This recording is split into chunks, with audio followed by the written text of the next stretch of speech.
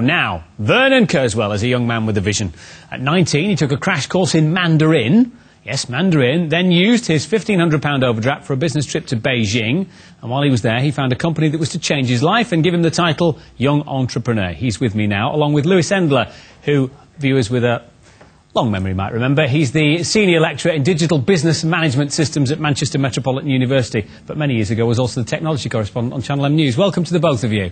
Hi, Andy. Hello there. Now, Vernon, you went to Beijing. Why, specifically? Were you looking for a product, or were you looking for a toy, or what was it you went there for? Well, I've always wanted to start my own business, and as a kid I was always quite entrepreneurial, so I thought, well, where's everything happening nowadays, and, you know, what's happening? And I thought, well, China's undergoing the most rapid industrialisation this world's ever seen, so I thought if I could come up with some great ideas, I could get them made, and we could go on from there. And so you went to China with ideas. I mean, obviously, we'll see the toy that you've come back with, and which is doing very well for you in a second, these little remote-controlled helicopters and wasps and things. Did you know you wanted those when you went? Well, I saw a great product out there, and I thought, at the time, there was a big rage in mini helicopters. They were fantastic ideas that you could actually fly them and actually control them.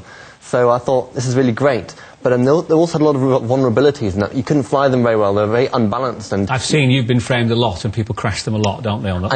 And you couldn't control them, and they were very flimsy. You used to break them very easily. So I thought, well, why can't we actually re-engineer them, make them a little bit better, and relaunch them? So you've designed these. You found a company in China who manufacture them for you. You import them and you sell them. Exactly. That's astonishingly entrepreneurial of you. Thank you. Well, Lewis is here now. I mean, the technology of these, Lewis. I mean, is it radio control? How does the handset get to the little helicopter or the wasp in this case? Is it infrared? This is an infrared device, actually, Andy. Yeah. So I don't think it's going to interfere with the microphones too much. But feel free to fly the wasp while Lewis is chatting, because these are you have to see these go. They're fantastic. Apparently, they're very stable. Okay, so you turn them on, and you can take off from the ground or off the palm of your hand. He top that. He's a very entrepreneurial chap, isn't he, Lewis? He certainly is. I mean, I met him at the BCS conference last year, the celebration of the 60th anniversary of the computer, and I just knew that this guy had it. You know, out to China, learning Mandarin, designing his own prototypes. There's a new one, I think, that he's just got planned here for launch shortly, and well, is infrared technology better than the traditional kind of wireless technology that we used to use? Again, I think it works quite well with these. Yeah. I mean, because it used to be, that you had like an aerial sticking out at the top of the handset and stuff like that, and they all kind of the signals would interfere with each other. This is certainly more stable now. You can see. But does it have to be line of sight? Does the handset have to be able to see the wasp for it to work? That's right. It's a line of sight. It's infrared, so it's not like radio. It's like a TV remote control. Yeah, isn't just it? like a TV, and so it means you can fly it indoors, and you can be sitting around in the living room, and you can be playing about. And the great thing about this, because it's got twin rotor blades, you can actually fly it in very small spaces.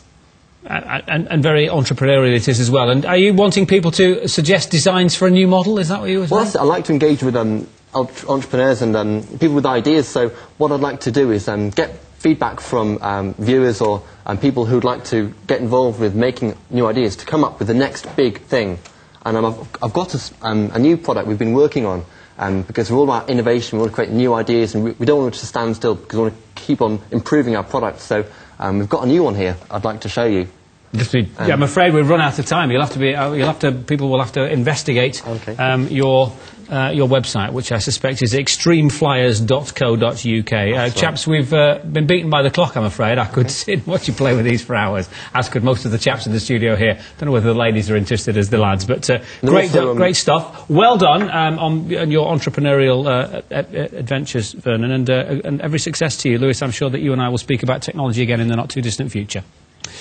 So now we must go to Gemma there, who has the entertainment news.